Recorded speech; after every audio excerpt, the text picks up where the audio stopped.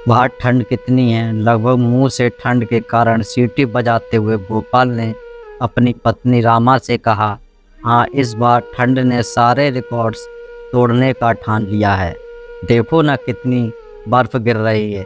रामा ने भी कपकपाती आवाज में अपने पति की बात का समर्थन किया। गोपाल ने अपना ओवरकोट उतारा और हैंगर पर टांगते हुए बेबी से कंबल मांगा और सीधा बिस्तर में चला गया। रामा ने गोपाल को खाने की प्लेट देते हुए कहा, बहुत अच्छा किया जो हमने इस बार समय रहते बच्चों के गर्म कपड़े खरीद लिए। ना तो आपको इतना टाइम होता है और ना ही पैसा। हर महीने तो कुछ ना कुछ ऐसा सामने आ धमकता है जिसकी वजह से अपने लिए कुछ सोचने से पहले ही मन मारना पड़ता है।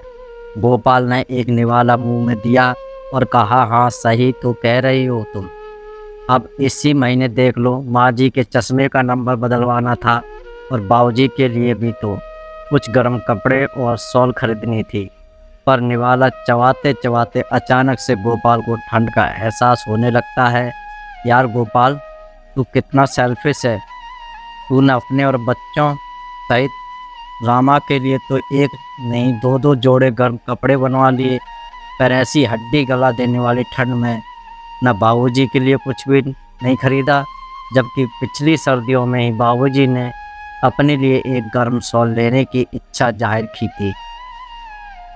गोपाल ने जल्दी से खाना खत्म किया और अभी बाबूजी के नाम के पैसे अभी अलग करने के इरादे से अपनी पैंट की जेब से बटुआ निकालकर चेक करने लगा। तभी किचन में बर्तन साफ कर रही रामा ने बिना उसकी ओर देखे ही कहा, क्या चेक कर रहे हो? मैंने आपकी जेब से पैसे निकाले हैं। वो मुन्नी की फीस पिछले 5 महीने से जमा नहीं हुई है। ऊपर से उसकी ट्यूशन वाली मैडम ने उसे अब पढ़ाने से मना कर दिया है, क्योंकि वे अब फीस बढ़ा कर मांग रही है और हम दे नहीं पा रहे हैं। पर रामा बाबूजी को ठंड गोपाल ने अपनी बात पूरी भी नहीं कही थी कि रामा ने बर्तन सिंक में जोर से मारते हुए कहा, आजकल कम पढ़ी लिखी लड़कियों के रिश्ते भी नहीं होते हैं।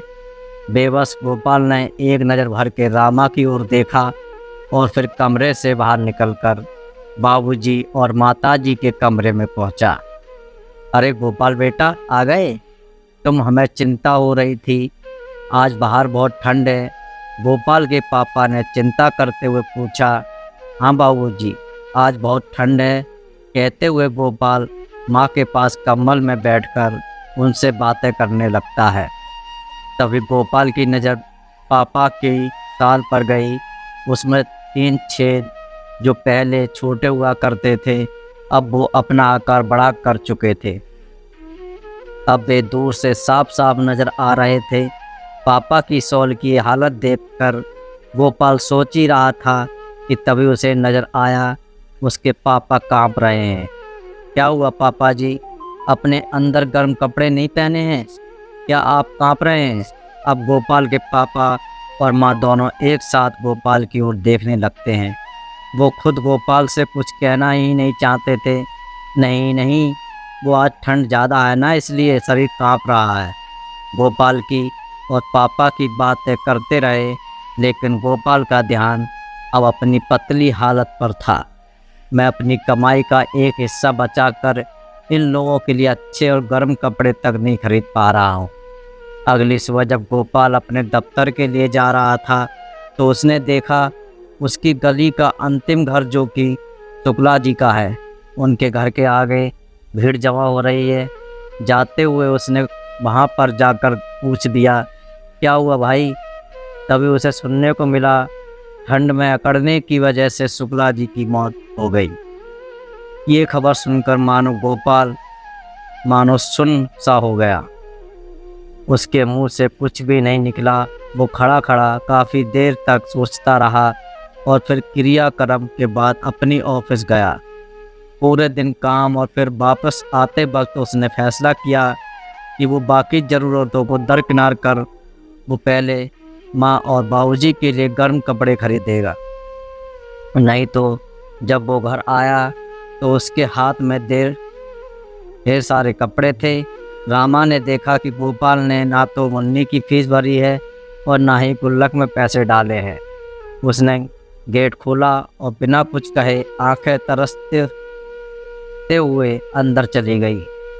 कुछ देर गोपाल खड़ा सोचता रहा, फिर वो सीधा अपने पापा के कमरे में गया और अपने हाथों से अपनी माँ और पापा को वो गर्म कपड़े जो लेके आया था पहनाने लगा। हाँ, आज कितना अच्छा लग रहा है, ऐसा लग रहा है जैसे ठंड है ही नहीं। गोपाल के पापा ने अपनी बूढ़ी और जर्जर आंखों में चमक लाते हुए कहा। गोपाल खुशी से उनकी ओर देख रहा था।